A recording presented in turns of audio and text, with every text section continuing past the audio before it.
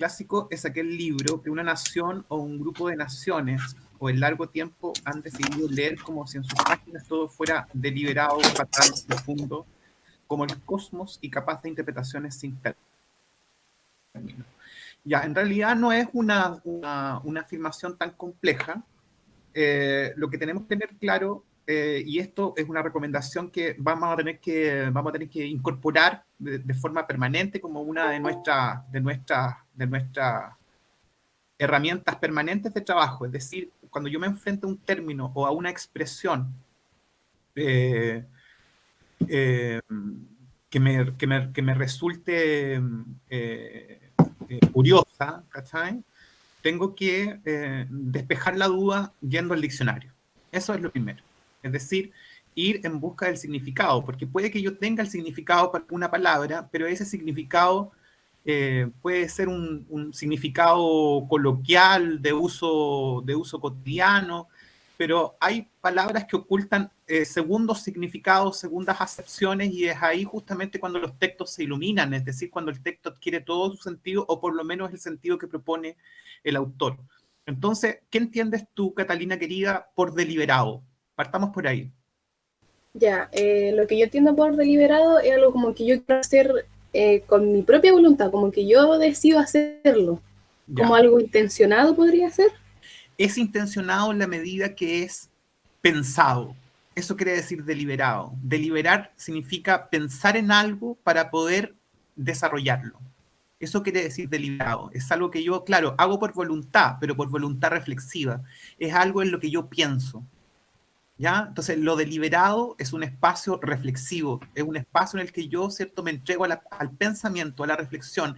En ese sentido, un libro clásico es un texto que no dice por decir, sino que lo que dice está pleno de sentido porque ha sido pensado para tal efecto. Es decir, dice lo que dice, pero también dice otras cosas, ¿cachai? En ese sentido. En ese sentido, la palabra deliberado, ¿cierto?, tiene que ser comprendida como algo que ha sido pensado para algo. ¿Me entiende? Sí, Ya, esa es la idea de liberación. Por eso suele decirse, ¿no? Cuando hay un juicio, por ejemplo, ¿no? Se usa mucho en el mundo legal. El jurado se retira a deliberar. ¿Qué quiere decir? Que el jurado se retira a discutir, a pensar, a intercambiar ideas y opiniones sobre un tema en particular, para poder entonces establecer, digamos, ¿no?, una respuesta más o menos definitiva frente a un tema. Entonces, en los textos clásicos, no todo ha sido deliberado, es decir, quien lee el texto clásico entiende que lo que está allí ha sido pensado, no es el fruto de algo apresurado, sino que es algo meditado. Esa es la idea. ya. Profesor, ¿de casualidad va a grabar esto? Porque hay algunos que igual tenían un par de dudas, pero no se van a poder conectar. Grabémoslo, Ya, por favor. grabémoslo. Entonces, ahí está, se está grabando, se está grabando. Entonces, volvamos a la cita que tú planteas, clásico es aquel libro, ¿cierto? Que una nación o un grupo de naciones, digamos, eso queda claro, ¿no? Sí, eso queda claro. Cuando yo digo nación, cuando yo digo naciones, digo identidad, ¿cierto? Me refiero a una identidad, a un grupo a una comunidad que tiene ciertas coincidencias identitarias, digamos, ¿no? Que cuando lee un texto, cuando lee un libro, cuando escucha una canción, ¿cierto? Se ve de alguna forma reflejado o reflejada en aquello que el libro o que la canción o que el poema o que la obra de teatro de alguna forma dice acerca del mundo, pero sobre todo acerca de quien lee esa obra. Hay una proyección, un reflejo, digamos, ¿no? ¿Me entiende? Sí, Ya, entonces este grupo, esta nación o este grupo de naciones, estas identidades, ¿cierto? A lo largo o el largo cierto tiempo han decidido leer, esta gente, esta comunidad, ¿cierto? Han acordado, han decidido leer estas obras, escuchar estos poemas, ¿cierto? Ver estas obras, ¿no? Porque en las páginas de esa obra todo ha sido meditado, ha sido pensado para mí. ¿Te das cuenta? Hay un asunto de pertenencia ahí en el clásico. ¿Ya? ha sido deliberado, ha sido pensado, ha sido meditado y por eso mismo tiene sentido para mí. ¿Me entiendes? Ya. Ya, ahora vamos por la siguiente palabra, querida mía. ¿Qué quiere decir fatal para ti, Catalina? Fatal, o sea, yo lo relaciono con algo malo, con algo Ya, horrible. fantástico. Es que justamente aquí es cuando es necesario esto que yo te indicaba al comienzo. Cuando yo me encuentre con una palabra, ¿cierto?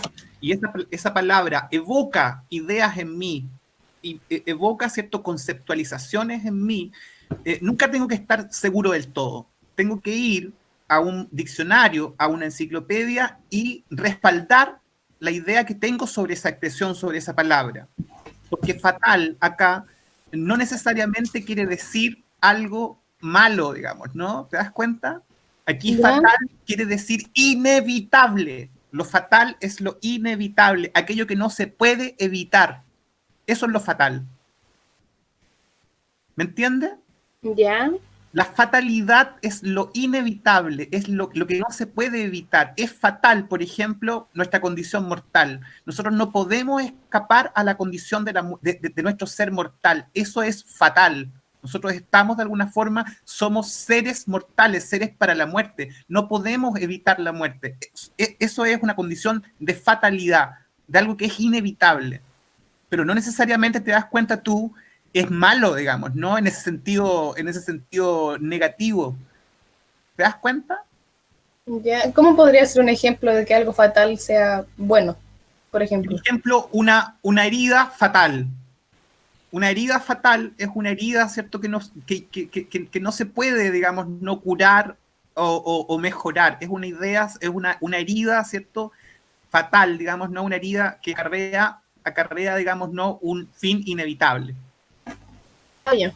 Ya, el plazo, por ejemplo, para entregar la prueba es fatal, es inevitable. No podemos evitar la fecha de entrega de la prueba. ¿Por qué? Porque es inevitable, digamos. Hemos acordado que esa es la fecha, digamos, ¿no? Entonces hay Ya. un plazo fatal, un plazo que se va a cumplir sí o sí. Ya. Entonces, volvamos ahora a la definición, ¿cierto? El clásico, todo es deliberado, todo es pensado, todo es Pensado. meditado. Y todo es fatal, es decir, lo que allí está escrito es inevitable, es decir, lo que en las páginas de esa obra clásica se cuenta es inevitable. Yo pertenezco a esa identidad, soy de alguna forma, ¿no? El resultado de esa obra, ¿ya? Se cumple en mí lo que esa obra dice fatalmente, de forma inevitable. Yo pertenezco a eso que se está contando. No puedo evitarlo. ¿Te das cuenta? Ya. Es algo que no se puede evitar. No se puede evitar, eso es lo fatal. ¿Ya? ¿Me entiendes? Sí, profe. Ya, entonces yo lo que quiero que te des cuenta, Catalina, es que seas consciente de tu primera respuesta frente a mi interrogación sobre el sentido de fatalidad. Usted me dijo, fatal es algo, digamos, no horroroso, algo, ¿cierto?, negativo, algo, digamos, no perjudicial. ¿Te das cuenta que el sentido original de la palabra fatal es completamente distinto? Sí, ¿Ya? completamente. ¿Ya? Entonces, por ejemplo, había un juego que se llamaba Mortal Kombat. Muy bueno. ¿Ya? ¿Te acuerdas del Mortal Kombat? Sí, es muy bueno. Y había una expresión en el Mortal Kombat, ¿cierto? Que era una Al combinación final, de teclas el que era el fatality. fatality, digamos, ¿no? Es decir, Sí. el fin inevitable de aquel que perdía el juego, ¿te das cuenta? Un fatality, digamos, ¿no? ¿Cierto? Ya, sí, ahora lo entiendo Ya, mejor. fantástico. Ya. Ahora, deliberado, entonces ya sabemos, meditado, reflexionado, ¿cierto? Fatal es Pensado. inevitable y profundo, claro. Es decir, que no es superficial. Profundo como el cosmos. ¿Cómo? Profundo como el cosmos, ¿cómo sería Claro, entonces? exacto. El clásico no es superficial, no es frívolo. ¿Te das cuenta? No es una obra ingenua, es una obra compleja, profunda. Lo que allí se discute en el clásico, digamos, no, es algo muy complejo culturalmente. Es profundo como el cosmos, ¿te das cuenta? En el sentido de que quiere decir que es un mundo con toda la complejidad que eso implica.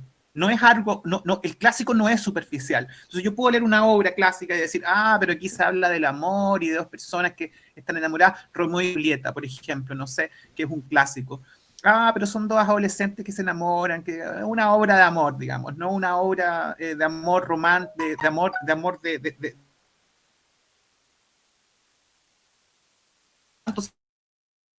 pero no, en realidad, ¿cierto?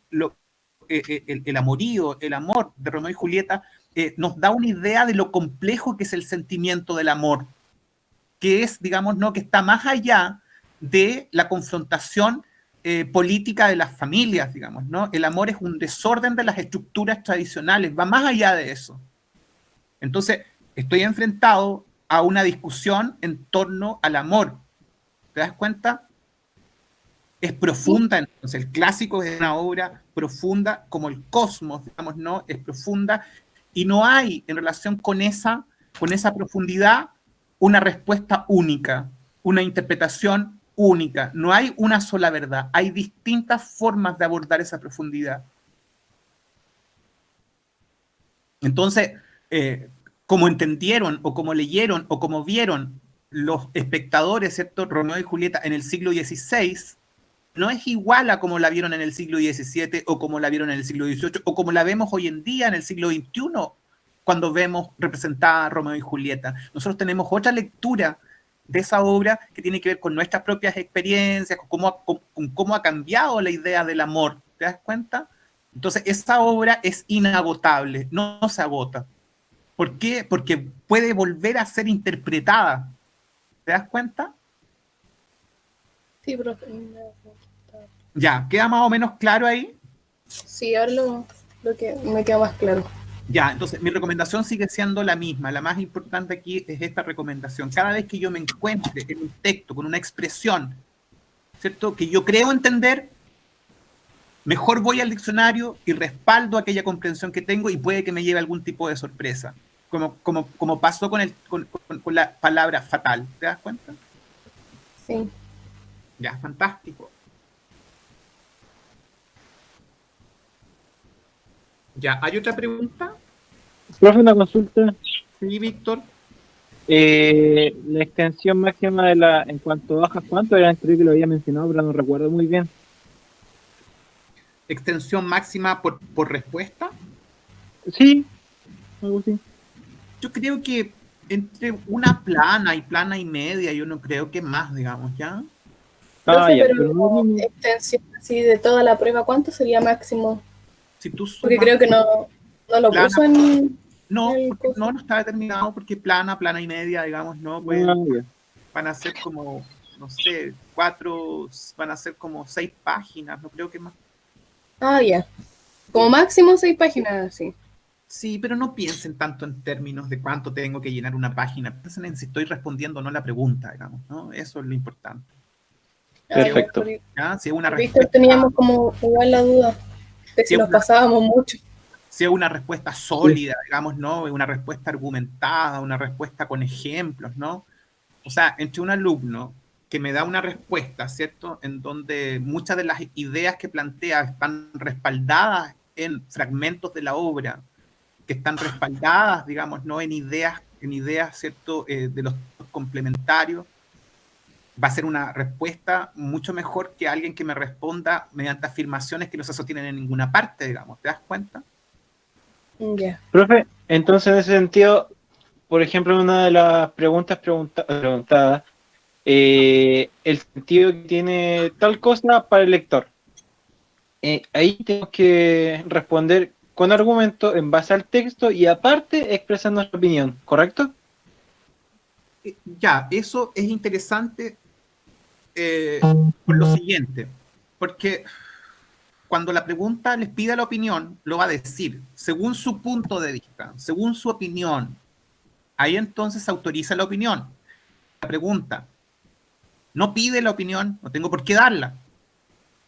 Cuando dice para el lector, en este caso nosotros somos los lectores. Exacto, para Ya, el lector, digamos, perfecto. ¿no? Para el lector. ¿Ya? Cuando las preguntas pidan la opinión, ustedes dan su opinión, digamos, ¿no? Pero si no pide la opinión, no tienen para qué darla, digamos, ¿no? Yo tengo que trabajar con los materiales de los que dispongo, que es la lectura de la obra y el material complementario. Ya. Profe, Sí, sí, Pablo, te escucho.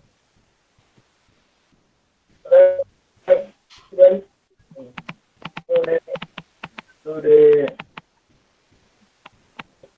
el cuestionario. Estamos, Pablo. No te escucho bien, Pablo. Sobre cómo minoría, ¿a qué se refiere la publicidad? La pregunta es general, como que No te escucho con claridad.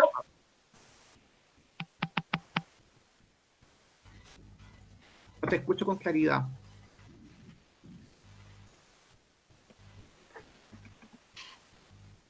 Ya, la pregunta 5 del cuestionario. Ok, vamos a la pregunta 5 del cuestionario.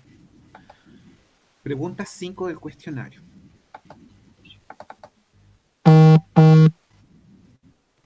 No es esa. Pregunta 5 del cuestionario. Pregunta 5 del cuestionario es: gobierno, amistad, empresa, inmortalidad, memoria. Considere estas expresiones y señales cómo se realizan en la obra. ¿Ok? ¿Ya? ¿Cuál es la duda en relación con esa pregunta?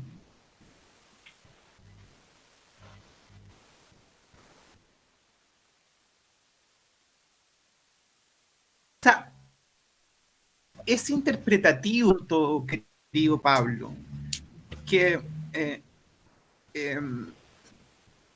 esos elementos, ¿cierto?, que yo planteo ahí, se dan en la obra.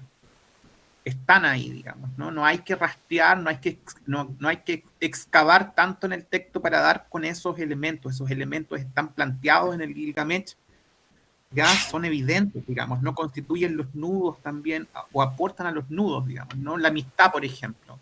¿Está la amistad o no está la amistad en el Gilgamesh? Sí está. Está, ¿cierto? Está la amistad en el Gilgamesh. Es un elemento que se ve, que es visible para el lector. Es decir, Enkidu y Gilgamesh traban una amistad, ¿cierto? Profunda luego del enfrentamiento. Y esa amistad, ¿de qué nace? Nace justamente de una capacidad admirativa. Es decir, Gilgamesh se encuentra con la horma de su zapato, digamos, ¿no? Se encuentra con alguien que es similar a él, que comparte con él fuerza, que comparte con él, ¿cierto? El deseo del enfrentamiento, que comparte con él el deseo de aventura, etcétera, ¿no? Entonces se forja una amistad por el respeto mutuo, digamos, ¿no? Se respetan y eso fundamenta su amistad, ¿ya? Es un enamoramiento, si tú quieres. Sí, Y casi homosexual. los amigos, ¿cierto? Se enamoran, digamos, ¿no? Los amigos son sujetos enamorados, ¿ya? No se espanten con eso, eso es así. La amistad es un tipo de amor, ¿cierto? Es una relación erótica, ¿ya? En el buen sentido de la palabra, no quiere decir que los otros sentidos no sean buenos, digamos, ¿no? En el sentido, es cierto, que los amigos no se desean en el sentido de que quieren estar juntos y quieren compartir la realidad. En ese sentido, están enamorados, digamos, ¿no? Los amigos también sufren de celos, ¿no? Los amigos son celosos a veces, ¿no? Entonces, en ese sentido, hay una amistad, digamos, ¿no? Hay una relación afectiva entre Enkidu y Gilgamesh. Entonces, interpretación, bueno, hasta cierto punto interpretación. En realidad, el texto me da muchas evidencias acerca de cómo se produce esa amistad, tanto así que con la muerte de Enkidu, Gilgamesh sufre profundamente.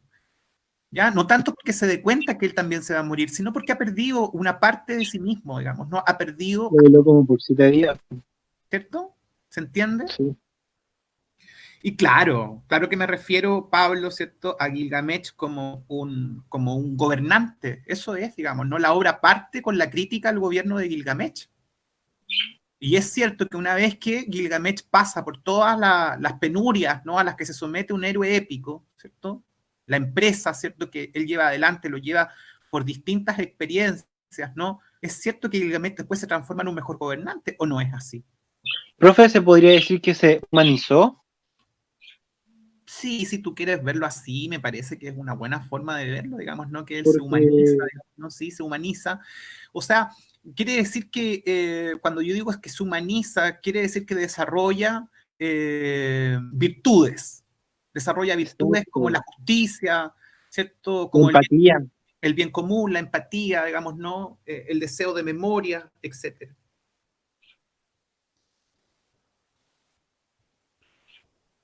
¿Sí? ¿Se entiende lo que he dicho? El abandono del egoísmo, claro que sí. Se transforma en un ser generoso, digamos, ¿no? Entonces, ahí está el gobierno, digamos, ¿no? Nosotros preferimos un gobernante que tenga, digamos, ¿no? Una idea de justicia en relación con sus gobernados. Fíjense que hace 5.000 años atrás, ¿cierto? En la ciudad de Uruk, donde gobernaba Gilgamesh, ocurrió un estallido social, digamos, ¿no? ¿O no es así? Ocurrió Sí, es como un estallido social. Es un estallido social, la gente se fue a huelga y se fue a alegar, digamos, y dijo, no, se fueron con los dioses, digamos, a decir, oye, tenemos este gobernante que es un pésimo gobernante, o sea, por favor, hagamos algo para que cambie. ¿Ya? Entonces... Profe, sí. Los ciudadanos querían a Gilgamesh, pero no les gustaba su actitud, ¿cierto? No lo querían, era un personaje, era horrendo, digamos, ¿no? Si violaba a las esposas, ¿no? Tomaba a las hijas de los ciudadanos, mandaba a los esposos a la guerra, era un personaje odioso. Eso es lo que desata, digamos, ¿no? La aparición de Enkidu, es decir, el deseo de justicia, ¿cierto? Es decir, el deseo de un buen gobierno. Perfecto. Pablo, yo ahí no puedo pronunciar, ¿cómo voy a pronunciar en relación con eso? Esto está quedando grabado, así que no puedo decir nada. Pero claro, pero es que lo bueno es que ustedes entiendan que estos estallidos sociales, tenemos una memoria de un estallido social allá hace 5.000 años atrás, un pueblo, ¿cierto?, se manifestó en contra de su gobernante por su mal gobierno. ¿Ya? Digan ustedes si este texto no es un texto clásico, entonces, digamos, ¿no? Profe, otra consulta. En la pregunta número 3 del cuestionario. Vamos a la pregunta número 3 del cuestionario. A ver, veámosla. En el poema de Gilgamesh asistimos al relato de sus acciones. Organiza un esquema que permita visualizar estas acciones.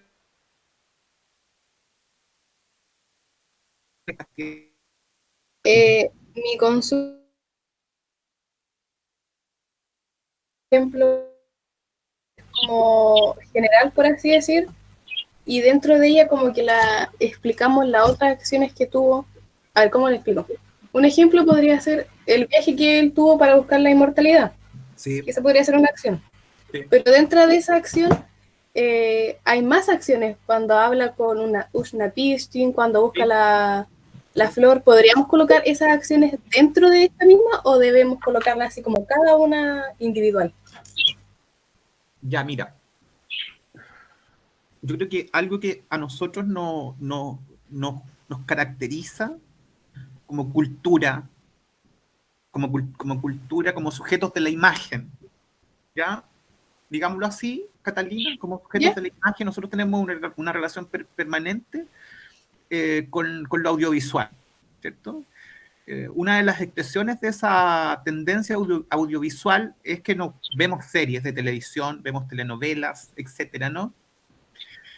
Cuando tú ves una serie de televisión, cada uno de los episodios, ¿cierto? Tiene un nudo que aporta al nudo general de la obra. ¿O no es así? ¿Como un clímax? Tiene un asunto. Cada uno de los capítulos de los episodios desarrolla un asunto que generalmente le da título al capítulo que vamos a ver, ¿cierto? Temporada 1, episodio 6. Ah, sí, sí. ¿Cierto? Aparece un título. Ese título parece que capta el asunto, ¿cierto?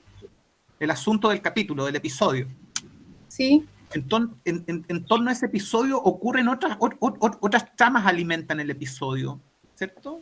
Entonces, echemos mano de esa experiencia, echemos mano de esa cultura que nosotros tenemos, ¿cierto?, tan internalizada, ¿ya? Entonces, yo creo que un ejemplo, ¿cierto?, que nos podría ayudar, cuando nosotros empezamos a leer el Gilgamesh, ¿a qué nos enfrentamos en primer lugar?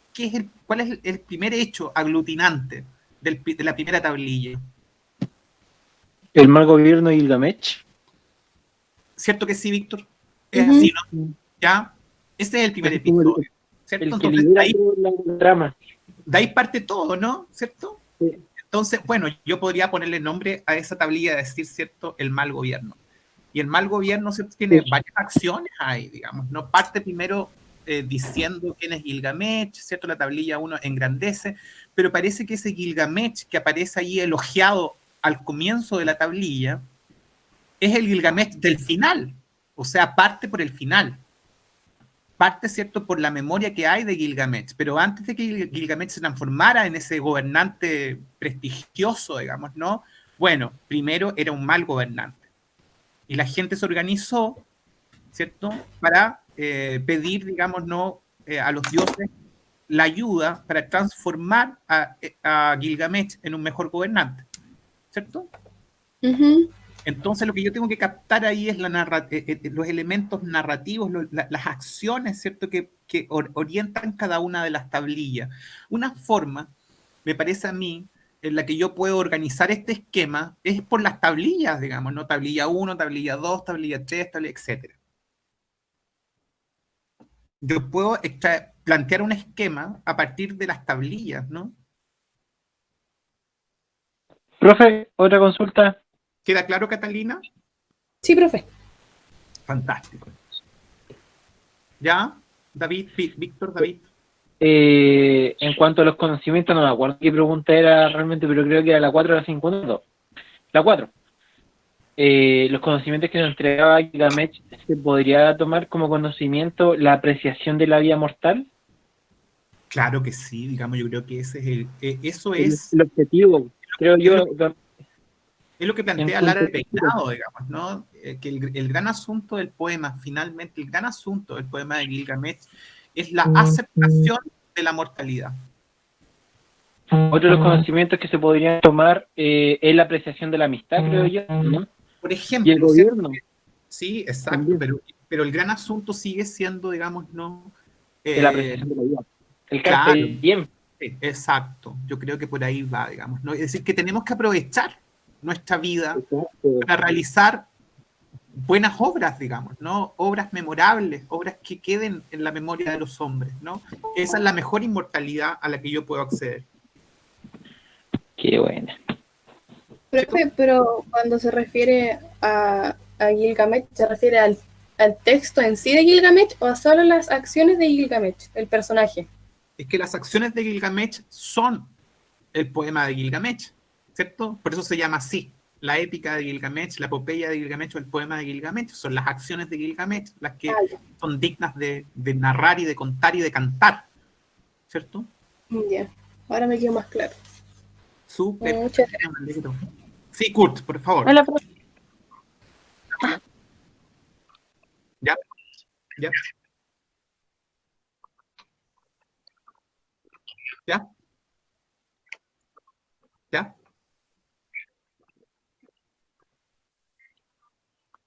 ¿Ya? ¿Sí?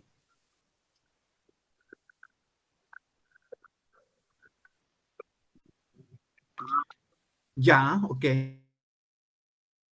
me parece. Entonces sería bueno que nosotros miráramos, ¿cierto?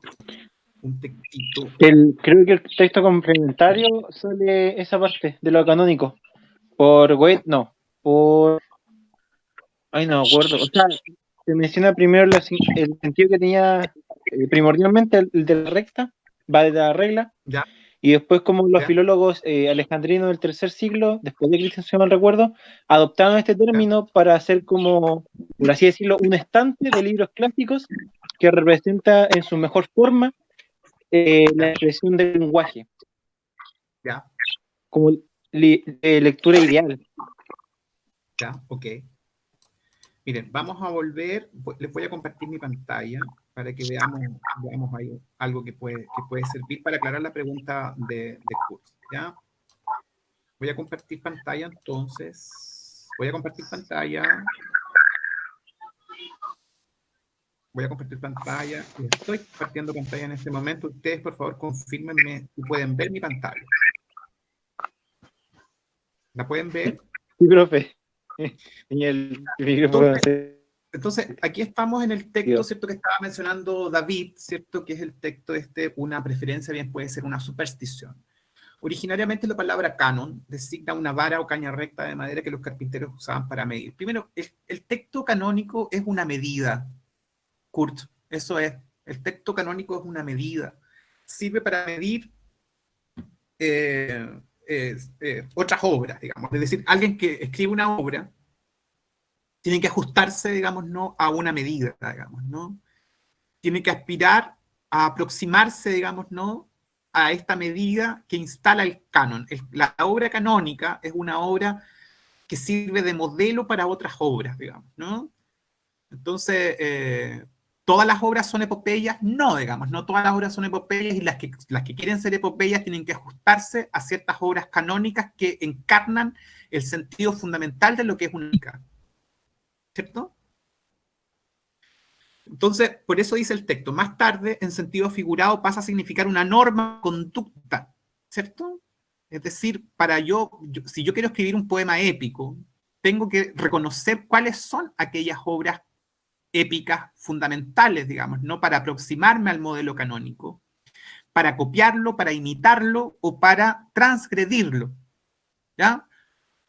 Es decir, para romper la norma de la épica, digamos, ¿no? ¿Sí? Entonces, en ese sentido, ¿no? Aparece la palabra canon, ¿ya? Entonces, como dice acá el texto, ¿no?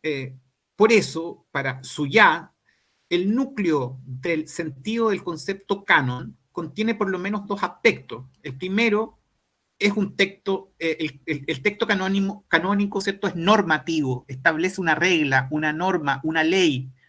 Es esto y no es esto otro. ¿Ya? Incluso un modelo, digamos, ¿no? Un modelo. ¿Ya? Y por otro lado, el canon establece a los autores, digamos, ¿no? De estas obras como personajes que son autoridades, ¿ya?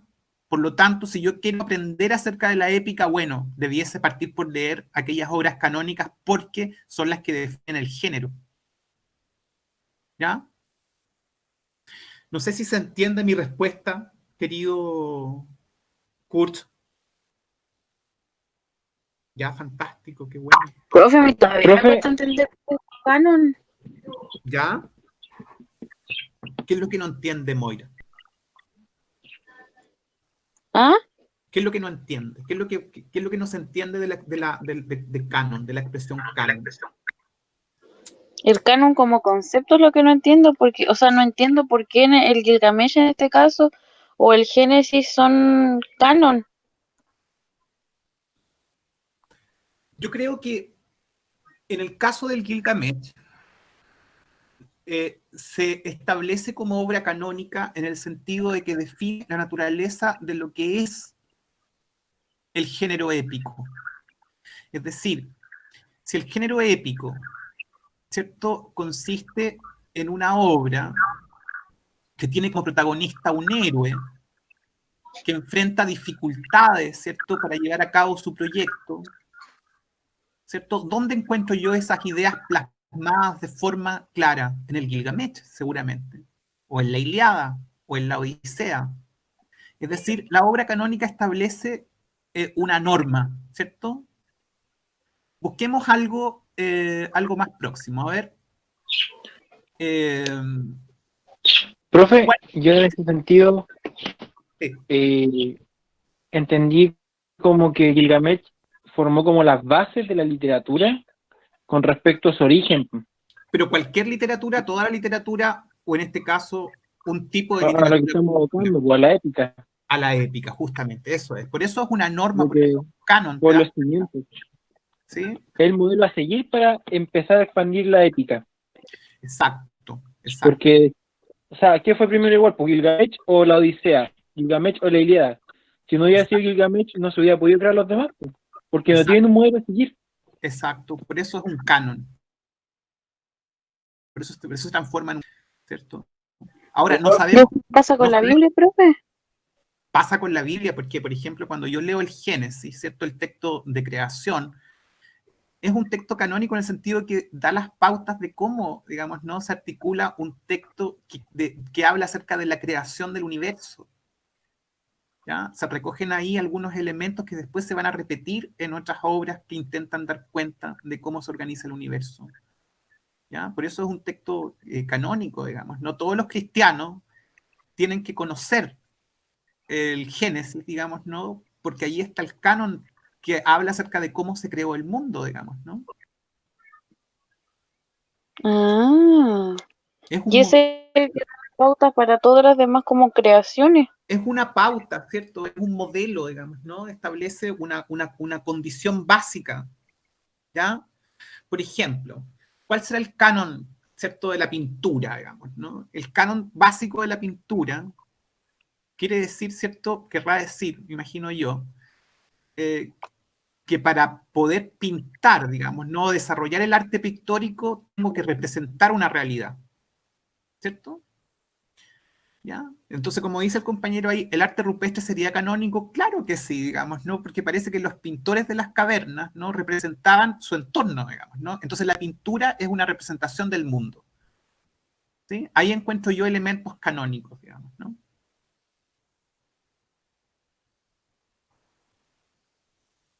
¿Me entiende o no me entiende? ¿Cuál es el canon teatral, por ejemplo? Sí, Dígame ahora sí, usted, profe. respóndame eso, Moira, usted misma respóndame eso. ¿Qué quiere decir? ¿Cuál será el canon del teatro? ¿Cuál es el canon del arte dramático? Mm, ¿Qué es necesario para que yo pueda hablar de teatro? tener actores, tener un Mira, escenario. ¿te das cuenta? Ahí aparece ya el canon, emerge, digamos, ¿no? No hay teatro si no están estos elementos que son fundamentales que establecen la norma teatral. La obra teatral es una obra escrita para la representación. ¿Quiénes representan? Bueno, los actores.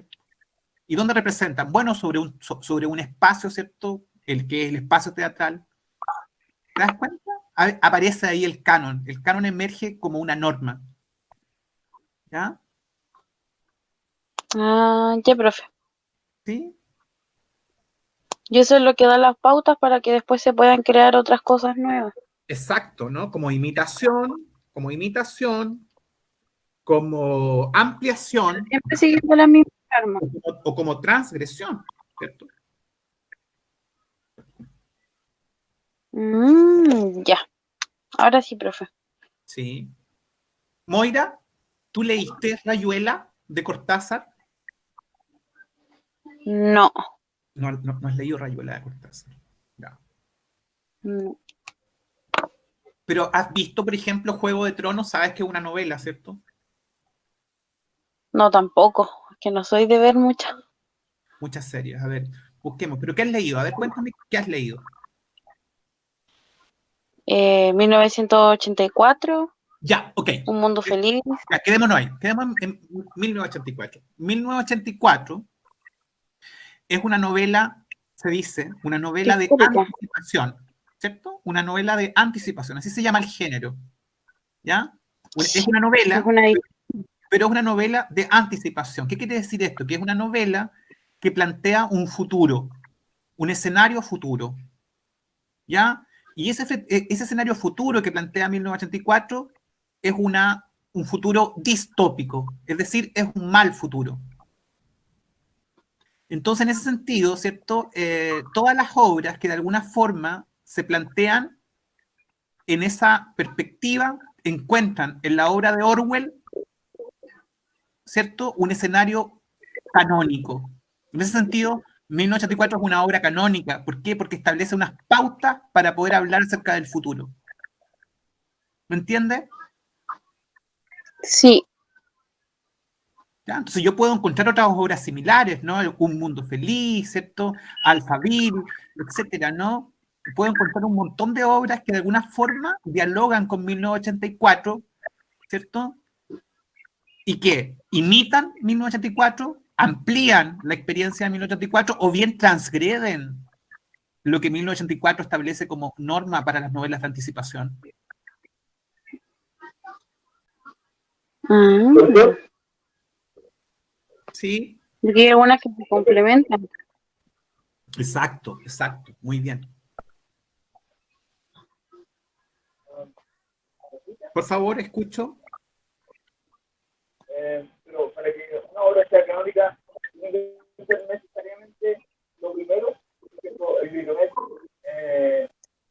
es canon porque fue el primero en hacer épica. O, o sea, por ejemplo, de un texto de cualquier género, salió primero que otro, pero el que salió después contesta mejor lo que es la esencia del texto. ¿Cuál te lo puede decir? ¿El canon el primero o el segundo? Lo que pasa, Pablo, es que no se entiende, no se entiende.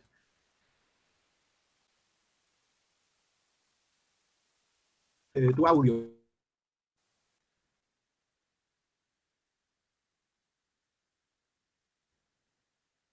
Dificultad.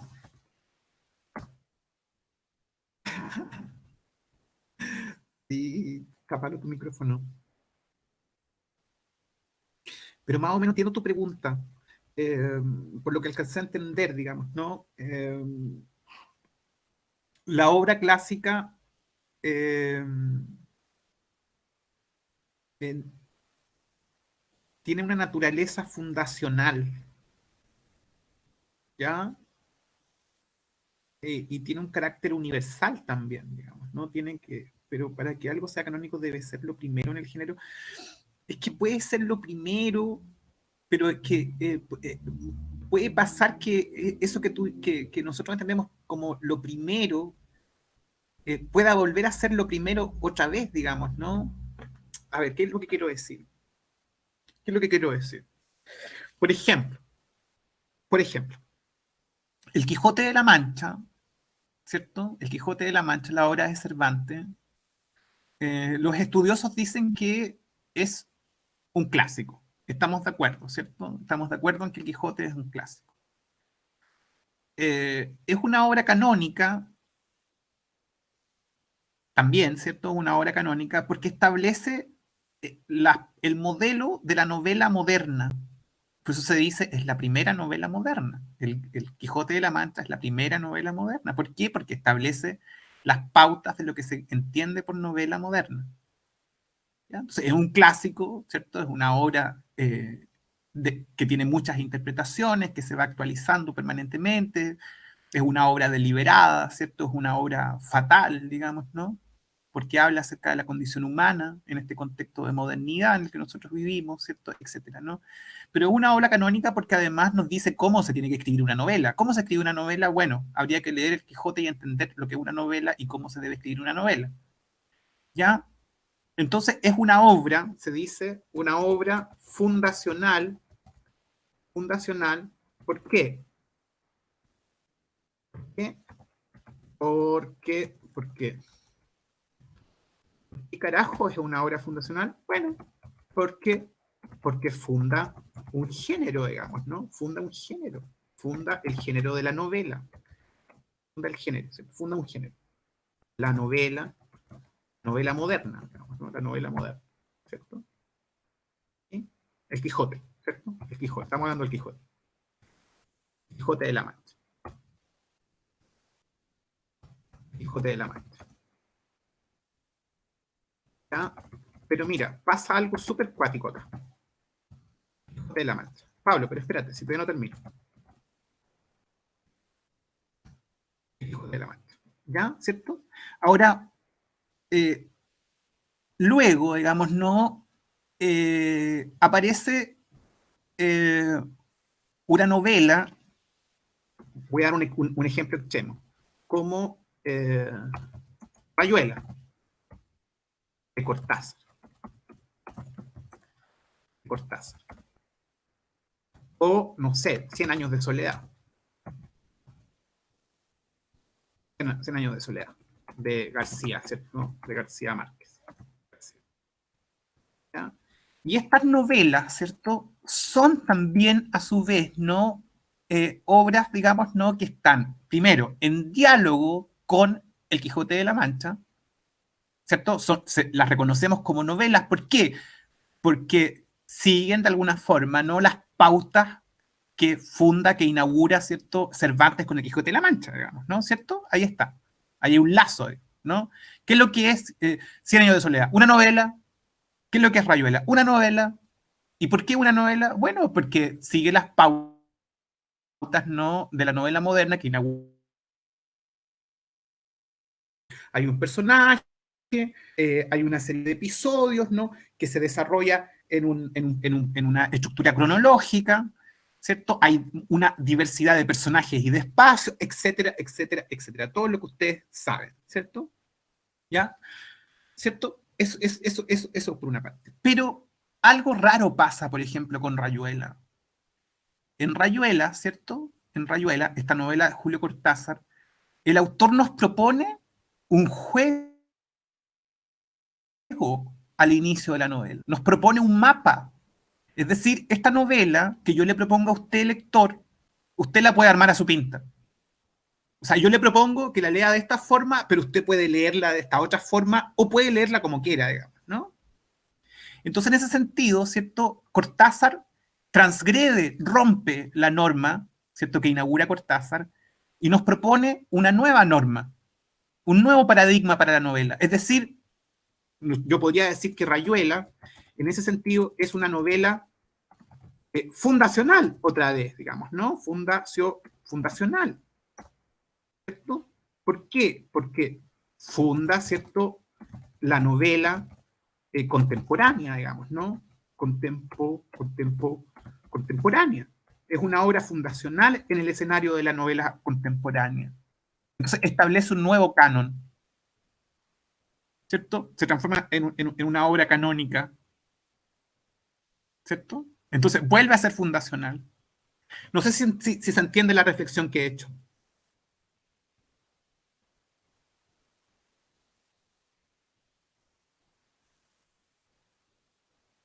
Claro que sí, el canon, Pablo, es como se dice, transitorio, se va modificando con el tiempo. Eso ocurre siempre, Moira, siempre está ocurriendo. Lo que quieren los autores siempre es, de alguna forma, los grandes autores, aquellos que quieren de alguna forma transformar la literatura, van generalmente dialogando con el canon, no solamente para respetarlo, digamos, ¿no?, o para imitarlo, sino que también para romper ese canon y establecer nuevos horizontes para la experiencia narrativa. Así, digamos, no se va transformando este escenario. Entonces el canon no es permanente, el canon se va articulando nuevamente, se van quebrando, como dices tú, esquemas, digamos, ¿no? ¿Ya? Por ejemplo, podría haber un canon para el trap, podría haber un canon para el reggaetón. Claro que sí, digamos, ¿no? Yo podría encontrar cuáles son los autores fundamentales del trap, cuáles son los autores fundamentales del reggaetón. Yo los puedo encontrar. Pero seguramente algún músico está pensando, chuta, ¿cómo yo puedo crear una nueva experiencia musical, bailable, digamos, ¿no?, que se alimente de estas obras del reggaetón y del trap y cree un nuevo género, digamos, ¿no? ¿Cómo puedo transformar y establecer un nuevo canon para la música, digamos, ¿no?, de esta naturaleza? ¿Cierto? Eso también forma parte del horizonte de los creadores, ¿no?, del arte, digamos, ¿no? Generalmente están en diálogo con el canon, pero no solamente para respetarlo, digamos, ¿no?, sino que también para transformarlo, para establecer nuevas formas de vivir una experiencia estética, digamos, ¿no?, una experiencia reflexiva. ¿Se entiende lo que quiero decir? Profe, ¿Sí? a mí se me ocurrió como un ejemplo, algo salió de la literatura, pero no sé si está bien. Por ejemplo, Bruce Lee. ¿Ya? Bruce Lee era un experto en las artes marciales, po, Sí. y él practicaba su canon de karate, Sí. jiu-jitsu, no, ¿qué más? No Sí. sé qué más. Pero él rompió este esquema y creó un estilo nuevo, po, Exacto. que es el Jeet Kune Do. Esto contaría cómo romper el canon y crear algo nuevo, ¿cierto? Exacto, muy bien, es un excelente ejemplo que Perfecto, acabas de dar. eso lo entendí. Ese es un excelente ejemplo. El canon se puede aplicar a todas las prácticas, a las disciplinas. Las disciplinas son canónicas.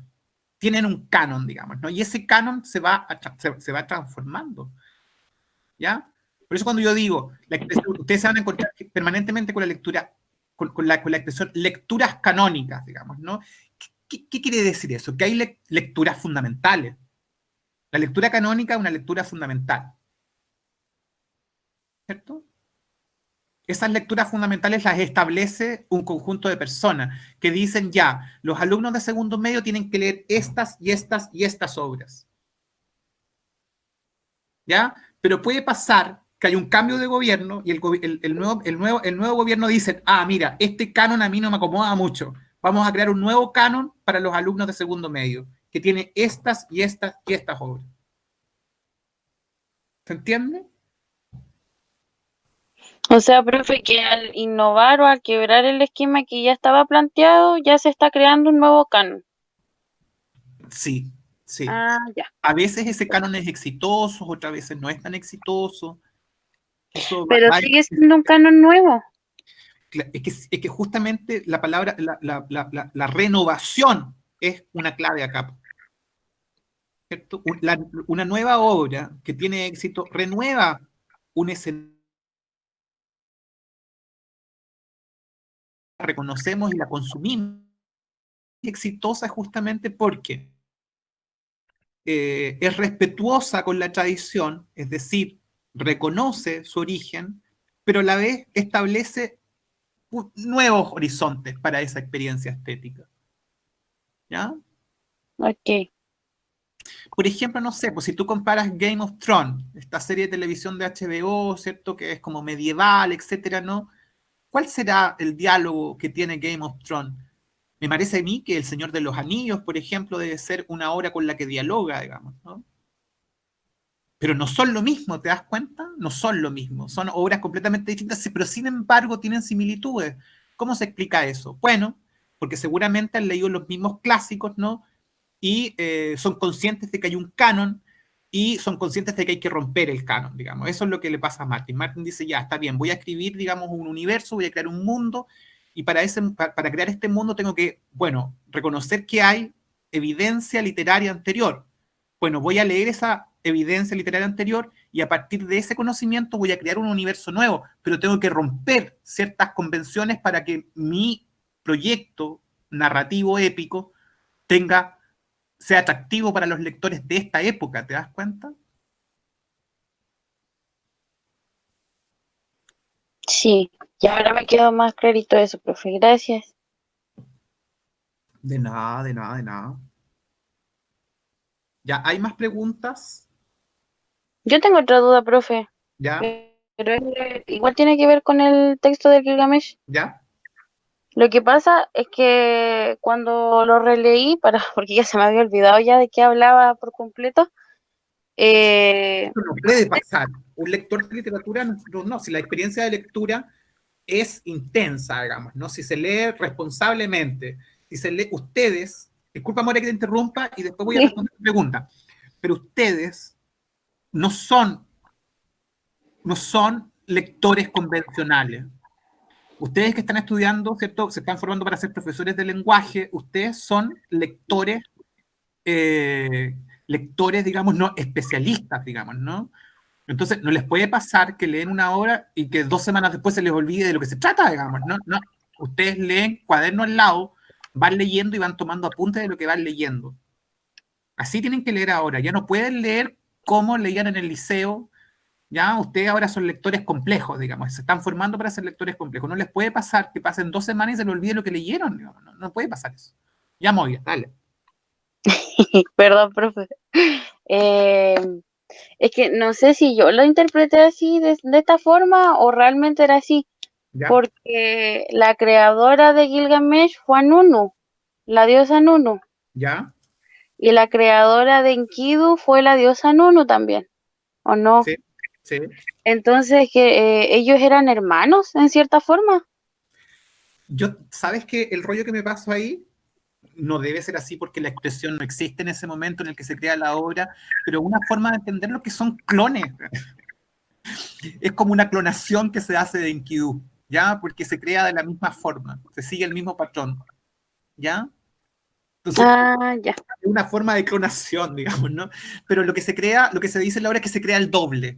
Se crea el doble de Gilgamesh, pero es un doble salvaje, es un doble animalesco, es un doble bestial. Es el doble que emerge de las estepas, digamos, ¿no? Que emerge de la condición salvaje. Claro. Gilgamesh, en cambio, es un sujeto urbano, es un sujeto civil, es un sujeto sofisticado. Enkidu no, todo lo contrario, él habla con los animales, bebe con ellos, ¿cierto? Vive con los animales, digamos, ¿no? Entonces, simbólicamente es la encarnación de la estepa, pero es el doble de Gilgamesh, pero es su doble salvaje, digamos, ¿no? Y esta idea del doble salvaje, es algo que va a permanecer en la literatura. Por ejemplo, en una novela del siglo XIX, Jekyll and Mr. Hyde, ¿cierto? Está el doble ahí otra vez, digamos, ¿no? Es decir, nosotros somos, como dice Nicanor Parra, un embutido de ángel y demonio, digamos, ¿no? ¿Ya? Ah, ya, profe. Y lo otro que leí en el texto de Lara Peinado, ¿Ya? en una parte decía no, que en una de las traducciones, no me acuerdo de qué o de qué lugar, pero decía que ellos tenían como una relación homosexual.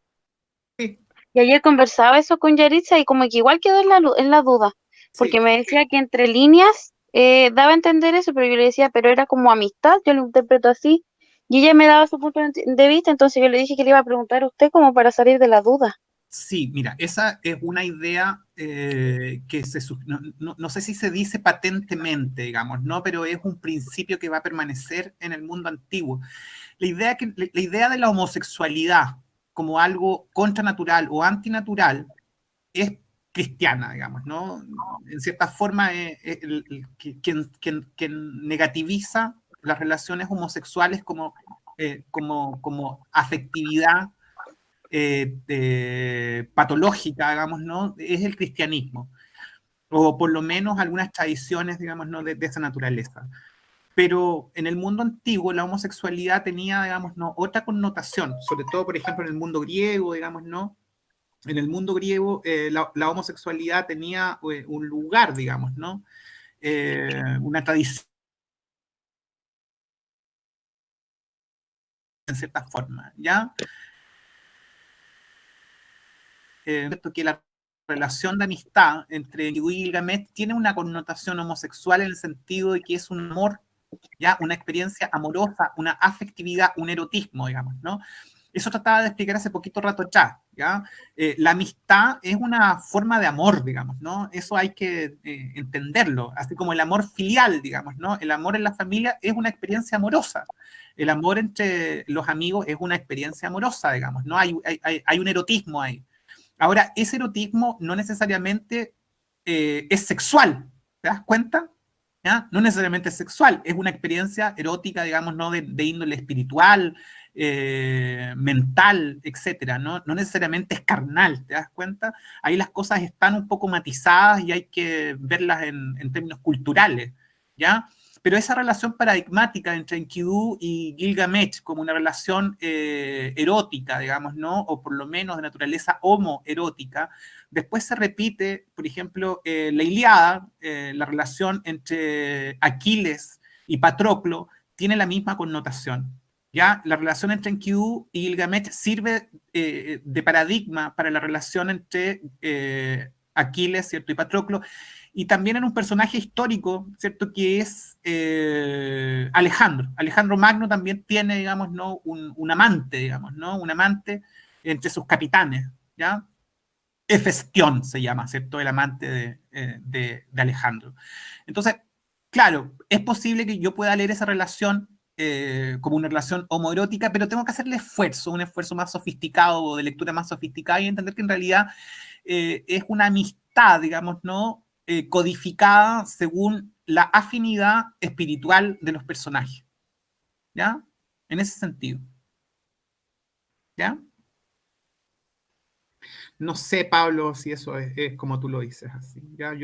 Yo quiero entender más bien que entre Enkidu y Gilgamesh hay una admiración mutua. ¿Ya? Esto es clave para la amistad, digamos. Me imagino que todos ustedes han experimentado la amistad. Y la amistad pasa por afinidad, digamos, ¿no? Yo admiro en el otro ciertas cosas que seguramente no están en mí, o están en mí, y mi amigo las potencia, digamos, ¿no? Pero no necesariamente quiere decir que esa persona a mí me guste, ¿cierto? Es A que eso es como que se refiere. Pero es que los ¿O no? amigos, el amigo te gusta, digamos, ¿no? Eso es lo que yo quiero que entiendan. A ver, traten un poco de llevar un poco más allá su comprensión del afecto, ¿ya? Eso, por favor, yo les pido, digamos, ¿no? Los amigos se gustan, no podrían ser amigos si no se gustaran. Exacto. ¿Ya? Eso es básico, digamos, ¿no? Yo siento afinidad con el amigo, ¿ya? Lo que no quiere decir, ¿cierto?, que ese gusto por el otro implique la carnalidad, la sexualidad. Eso es otra cosa. Como la relación de pareja. Eso es otra cosa, ¿te das cuenta? Eso es otra dimensión del afecto. No todas las afectividades, no todos los erotismos terminan en la cama, digamos. ¿Se entiende? ¿O no se entiende lo que quiero decir? Sí, sí se entiende. No es complejo esto. Todos ustedes han tenido amigos y los amigos sienten celos, ¿o no es así? Profe. Por favor, antes que me interrumpas, María. Todos los amigos sienten celos. Cuando un amigo, por ejemplo, encuentra a otro amigo, digamos, ¿no? O pasa más tiempo, yo siento, se siente celopatía, hay un sentimiento de celo. Y eso, ¿cómo se llama, digamos, no? Eso es parte de las expresiones propias del afecto, del amor, digamos, ¿no? Es erotismo. La amistad es un tipo de eroticidad que experimenta el ser humano, ¿ya? Pero esto no supone necesariamente la sexualidad, ¿ya? Esa es otra dimensión, completamente o vinculada, pero no terminantemente, digamos, ¿no? ¿Se entiende? Sí. O más o menos nomás. No sé Sí, si profe, se entiende. entiende. Ya, fantástico. Ya, María, por favor. María Carolina. O sea, yo quería seguir más o menos su idea porque ¿Ya? así como yo lo veo, el amor no es algo que deba guardarse de alguna u otra forma, Sí. sino que se tiene más que nada que compartir con el resto de las personas, y el hecho de amar a una persona, obviamente no, amor es diferente al gustar. O sea, yo creo que el gusto por el otro es básico para que surja la amistad. Si el otro no me gusta, es difícil que yo vaya a establecer una relación de amistad. El gusto es la complicidad, ¿cierto? El deseo de estar con el otro. Los amigos desean estar juntos. El deseo, ¿cierto?, de la compañía. Eso es básico, eso es lo que uno le llama el gusto. Me gusta esta persona, digamos, ¿no? ¿Por qué? Porque siento con ella una suerte de complicidad. La amistad, digamos, no es la expresión de una complicidad, de una afinidad. Lo que yo quiero que ustedes sean capaces de separar, digamos, ¿no? Esta complicidad, esta afinidad, no pasa necesariamente por la carnalidad, por la sexualidad. Esa es otra dimensión que seguramente está, digamos, ¿no?, en las relaciones homoeróticas, ¿no?, o las relaciones eróticas de pareja. Seguramente está. Me imagino yo que las parejas de enamorados, ¿no?, que sienten deseo sexual el uno por el otro, son también al mismo tiempo amigos, ¿ya? Entonces, yo creo que se da, digamos, ¿no? Hay lo que lleva a las parejas, a los matrimonios, digamos, no parte por una relación de amistad, digamos, ¿no? ¿Ya? Las abuelitas, por ejemplo, yo recuerdo esta expresión. Mi abuela, por ejemplo, hablaba, ¿cierto?, de los pololos antes del abuelo, antes del matrimonio, de los amigos, ¿cierto? Los amigos. Entonces, antes se decía que los pololos antes del matrimonio eran amigos, digamos, son amigos. ¿Ya? Entonces, la amistad, digamos, no parte por el gusto por el otro, parte por el deseo de estar, de pasar tiempo con el otro, digamos, ¿no? Entonces, tiene que estar el gusto ahí, digamos, ¿no? Lo que seguramente no está absolutamente es la carnalidad, la sexualidad. Eso se reserva a una amistad tal vez todavía más radical o más orientada a otras esferas de la experiencia humana. ¿Ya? En ese sentido. Catalina dice que mi mejor amiga me cambió por su... ¿Te das cuenta? Bueno, sí, eso que tú dices, Catalina, es una una expresión habitual entre los amigos. Profe, Sí. entonces ese razonamiento, o espera usted que nosotros hagamos la pregunta 5 a partir de la amistad, ¿cierto? Es que, Como claro, relacionado con lo que usted dijo recién. es que, claro, me interesa mucho que ustedes reconozcan en la amistad un motor social. O sea, la amistad es algo antiquísimo. Es una de las primeras experiencias que uno tiene más allá de la esfera familiar, porque uno primero se debe a su familia. Ahí aparecen las primeras relaciones, ¿cierto?, de afecto, entre los hermanos, entre los padres y los hijos, digamos, ¿no? Pero el amigo generalmente viene de otro lado, viene de otro núcleo familiar. Entonces, una afinidad que aparece, digamos, ¿no?, de forma afamiliar, fuera de la familia. Ahí aparece el amigo. ¿Cierto? El amigo aparece en otra esfera, digamos, ¿no? Trasciende la afectividad familiar, va más allá. Entonces, Pero, ¿qué implica eso? Implica, ¿cierto?, empresa, digamos, ¿no? La amistad de Enkidu y Gilgamesh es también la empresa, digamos, ¿no? Ellos se van juntos de aventura, van a aventurarse, se enfrentan a la adversidad, juntos, como amigos, digamos, ¿no? Van destruyendo aquello que destruye su mundo. Entonces, el amigo, ¿cierto? El amigo es un motor social, la amistad es un motor social, un motor de colaboración social.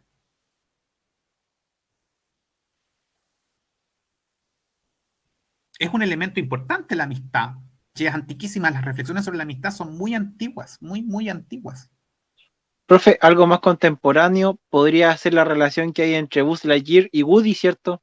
Es que claro, pues, ahí está, digamos, ¿no? Ahí está. Los dos vienen de lugares distintos, llegan a un mismo lugar, se pelean, pero después se hacen amigos con un mismo objetivo, que es estar con Andy. Exacto. En El Señor de los Anillos, por ejemplo, en la película y en la novela, Frodo tiene, ¿cierto?, a su mejor amigo, ahí Sam, ¿cierto?, que lo acompaña por todos lados, es su amigo, su gran amigo, digamos, ¿no? En Harry Potter, ¿cierto? También hay una relación de amistad entre él y el pelirrojo, digamos, ¿no? En Juego de Tronos, la amistad entre Jon Snow, ¿cierto?, y Sam, Tarly, ¿cierto?, etcétera. Vamos a encontrar por todos lados estas relaciones de amistad que son tan importantes porque son motores sociales, ¿cierto? Es el confidente, es, ¿cierto?, el apoyo emocional, ¿cierto? Es la creencia, es la crítica. El amigo es un buen amigo en la medida que me haga crítica, por ejemplo, una crítica constructiva que me ayuda a mejorar, etcétera, etcétera, etcétera, etcétera. ¿Ya? Ya, María Carolina, me parece bien si yo... Como le iba a decir yo, profe, que ahora tenemos otra clase. Ya, fantástico, sí, yo lo sabía, tú me lo habías dicho, Catalina, así que se nos alargó, pero me imagino que respondimos gran parte de las dudas, ¿o no? Sí, yo creo que sí, por lo menos. Sí, profe, muchas